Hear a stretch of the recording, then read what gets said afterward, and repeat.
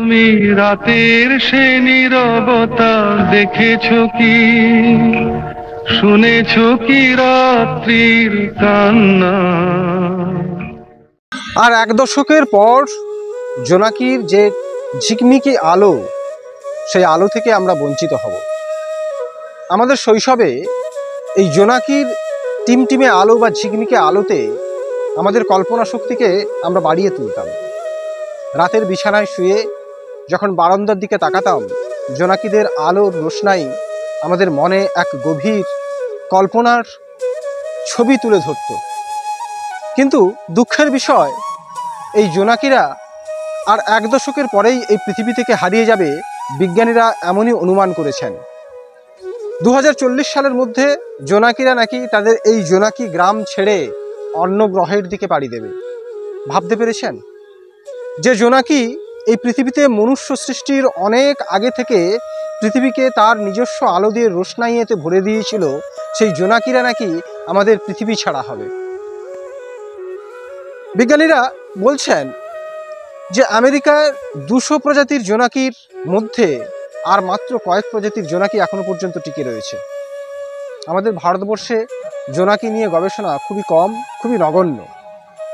যাই হোক, এই জোনাকিদের পৃথিবী থেকে হারিয়ে যাওয়ার পেছনে বেশ কয়েকটি কারণ রয়েছে। তার মধ্যে অন্যতম কয়েকটি কারণ আমি আপনাদের সঙ্গে শেয়ার করতে চাই। প্রথমত, এই যে গ্লোবাল ওয়ার্মিং, অর্থাৎ পৃথিবীর যে গড় উষ্ণতা ধীরে ধীরে বাড়ছে, সেই বৃদ্ধিপ্রাপ্ত উষ্ণতায় এই জোনাকি ভীষণ সেন্সিটিভ। অর্থাৎ ওই বৃদ্ধিপ্রাপ্ত উষ্ণতায় জোনাকিরা তাদের নিজের অস্তিত্বকে টিকে রাখতে পারছে না।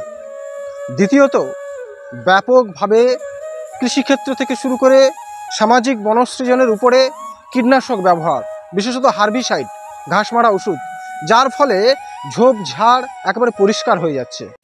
জোনাকি কি সুখে ওই ডানা দুটি মেলেছো, ও জোনাকি কি সুখে ওই ডানা দুটি মেলেছো। জোনাকিরা তাদের বাসস্থান হারাচ্ছে, তাদের খাদ্যের পরিমাণ কমে যাচ্ছে, যার জন্য জোনাকিরা আমাদের এই পৃথিবী ছাড়তে তারা বাধ্য হচ্ছে বা বিলুপ্ত হচ্ছে, নিশ্চিহ্ন হচ্ছে। আর তৃতীয়ত, সবচেয়ে চমৎকার কারণ যেটা, যে মানুষ রাত্রিতে যে ব্যাপকভাবে কৃত্রিম আলোর ব্যবহার করে, সেই কৃত্রিম আলোতে জোনাকিদের প্রজনন ক্ষমতা একেবারে কমে গেছে। আর কি না, এই কৃত্রিম আলোতে, মানুষের কৃত্রিম আলোতে জোনাকিরা ঠিকঠাক মুভমেন্ট করতে পারে না, তাদের সঙ্গীর সঙ্গে তারা মিলিত হতে পারছে না এই কৃত্রিম আলোর জন্য। যাই হোক, জোনাকিরা পৃথিবী থেকে চলে গেলে আমাদের কল্পনার একটা দেশ শেষ হয়ে যাবে। শৈশবের যে কল্পনা, শিশুদের যে কল্পনায় জোনাকির যে ঝিকমিকি আলো, সেই ঝিকমিকি আলোর রোশনাই তারা আর কল্পনায় নিয়ে আসতে পারবে না। শুধু তাই নয়, বাস্তুতান্ত্রিক দিক থেকে এই জোনাকিরা একটি গ্রামীণ বাস্তুতন্ত্রে বিরাট ভূমিকা পালন করে। বিশেষত কোনো গ্রামীণ বাস্তুতন্ত্রের সিম্বল হচ্ছে এই জোনাকিরা। অর্থাৎ কোনো বাস্তুতন্ত্রে যদি জোনাকির আলো বা ঝিকমিক করে ওঠে, তখন আমরা বুঝতে পারি সেই গ্রামের বাস্তুতন্ত্র এখনো পর্যন্ত সমতুল্য বা টিকে রয়েছে, ঠিকঠাক রয়েছে। তার উপরে কি না, এই জোনাকির যে নিজস্ব রাসায়নিক ফরমেশন, এই রাসায়নিক বস্তু বা পদার্থ দিয়ে আমরা বিভিন্ন ধরনের মারণ রোগের ঔষধ তৈরি করি। বিশেষত ক্যান্সার এবং হার্টের রোগে এই তাদের যে রাসায়নিক পদার্থ ব্যবহৃত হয়। যাই হোক, জোনাকিরা এই পৃথিবী থেকে হারিয়ে গেলে আমাদের এই রোগের চিকিৎসার জন্য বিকল্প কিছুর কথা ভাবতে হবে। কিন্তু দুঃখের বিষয় কি জানেন, এই বিকল্প বস্তু বা তার পরিমাণগুলো পৃথিবী থেকে ধীরে ধীরে কমে যাচ্ছে, এবং সেটাই ইঙ্গিত করে মানব সভ্যতা কতটা গভীর খাতের কিনারায় দাঁড়িয়ে রয়েছে।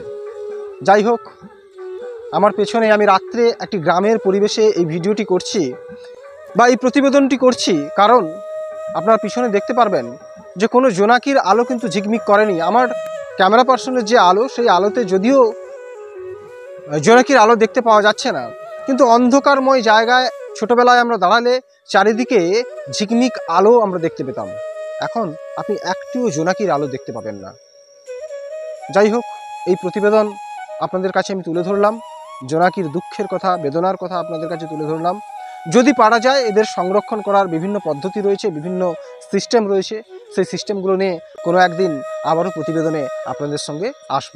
ধন্যবাদ, ভালো থাকবেন, পরিবেশের খেয়াল রাখবেন।